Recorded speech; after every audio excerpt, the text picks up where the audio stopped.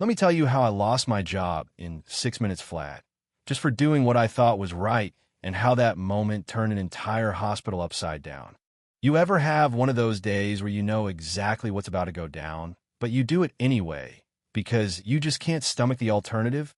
Yeah, that was me, Claire Morgan, badge number 64122, nurse at Riverside General, walking out the door for the last time. No paperwork, no arguments, no drama, just a bag on my shoulder and a voice in my head whispering, "You did the right thing." Funny how the world works, right? Sometimes doing the right thing burns your whole life down, but it also lights a fire under everyone else who's been sleeping through the alarm.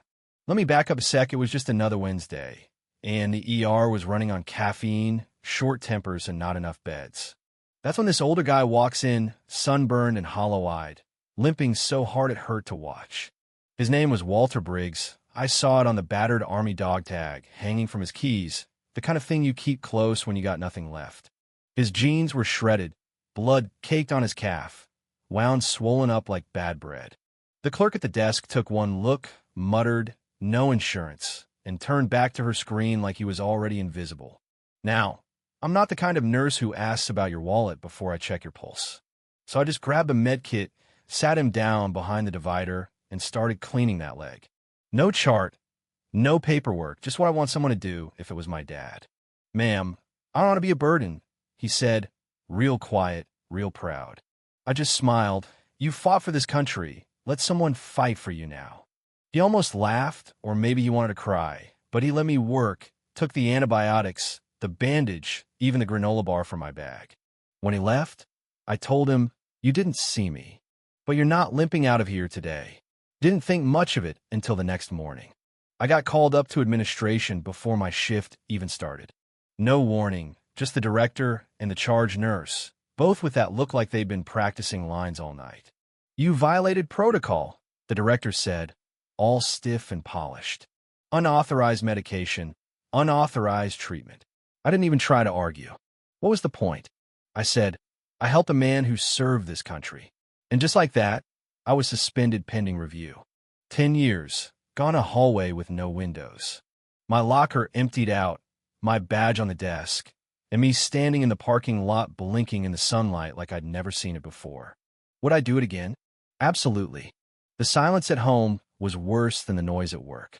I made tea, let it go cold, stacked my nursing textbooks in a pile, and wondered if any of them had ever covered what to do when a rule ran up against your own gut.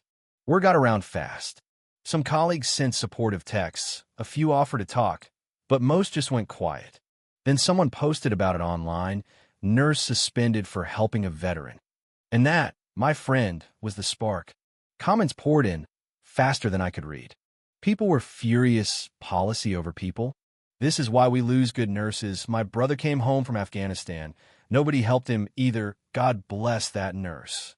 Some folks wanted the administrator fired. Some wanted me to run for office. Meanwhile, the hospital?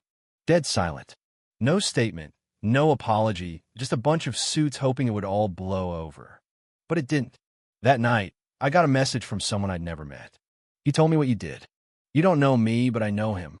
I'm coming." No name, no number, just that. And then, next morning, just when I thought things couldn't get any weirder, the elevator dinged in the lobby, and out stepped a 4-star general. Full dress uniform, metal shining like headlights. Every nurse stopped moving. The security guy looked like he'd seen a ghost. "I'm here to speak to Nurse Claire Morgan," he said, voice clear as a bell. Phones came out. The grapevine exploded. The administrator, Rick Hale, the king of following rules, came rushing down, tie all crooked, trying to look important. "General, may I ask what this is regarding?" The general just stared him down. "I'm here to speak on record.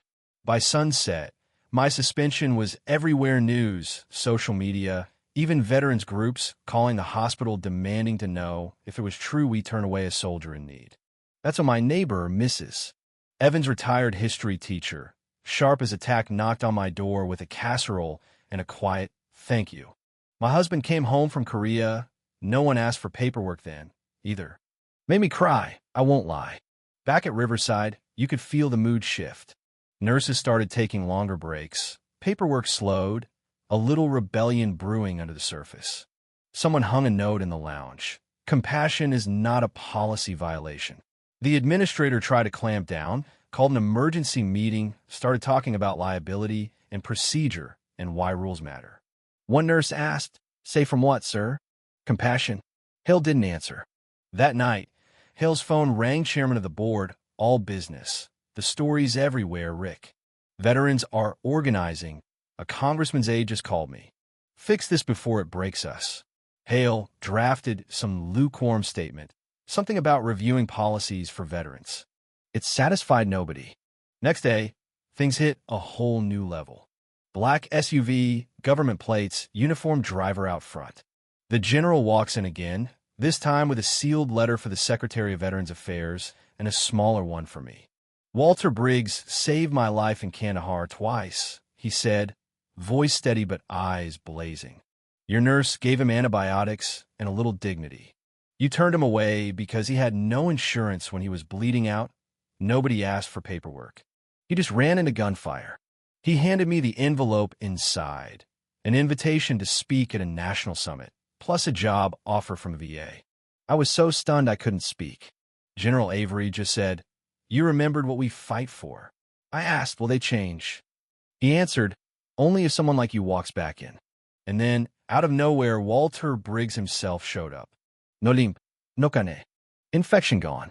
He didn't say a word, just stood next to me in silent solidarity, and suddenly everyone in that lobby got real quiet. Even the administrator. Hale finally stepped up, voice shaky. "Your suspension is rescinded." Some clapped, but honestly, it didn't feel like enough. The general said, "Lifting a punishment isn't the same as admitting it never should have happened. This was a system failure." Right there in front of staff, patients, even folks from the street, Hale looked me in the eye and apologized. I lost sight of what mattered. General Avery just smiled. What happens now depends on what's in that envelope. 2 weeks later, there was a plaque on the ER wall for those who put compassion before protocol. I didn't give interviews, but I came back this time as a liaison for veteran care, a new job they made just for me. Walter brings coffee every Thursday. Always leave a little flag on the front desk. One day, a new nurse whispered, "Is that her?" Briggs just smiled. She's not a story, she's a reminder. And now, every veteran walking into Northgate Medical sees a sign over triage. You're not forgotten. You're not alone. Welcome home. The story spread like wildfire. Hospitals everywhere reviewed their policies. A state senator wrote, "The Claire Morgan Act, every veteran gets emergency care, insurance or not." A few months after it all, I was walking the halls, my badge reading Northgate Medical on one side, Veterans Affairs on the other. The change wasn't just talk. The old administrator got reassigned. 6 more hospitals updated their veteran care rules. My little supply closet office now has a window and a steady stream of folks asking for advice. That blueprint from the general? I followed it, every word. 4 months after Walter first limped into my life, I found a package on my desk, my old badge, framed next to a handwritten note. "Some rules are meant to be broken. Thank you for knowing which ones." Wasn't signed, but I recognized the writing. That afternoon, a young resident came to me, nervous. "There's a Marine in room 7. No insurance. VA's 2 hours away. Protocol says transfer, but he's not stable." I asked, "What does your instincts say?" She hesitated, then nodded she already knew.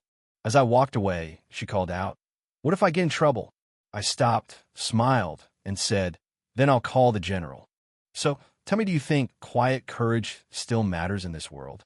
If you do, let people know. Comment, share your story. Let's talk about what's right, what's wrong, and who we're really supposed to be looking out for, because maybe, just maybe, the world changes when we refuse to look away.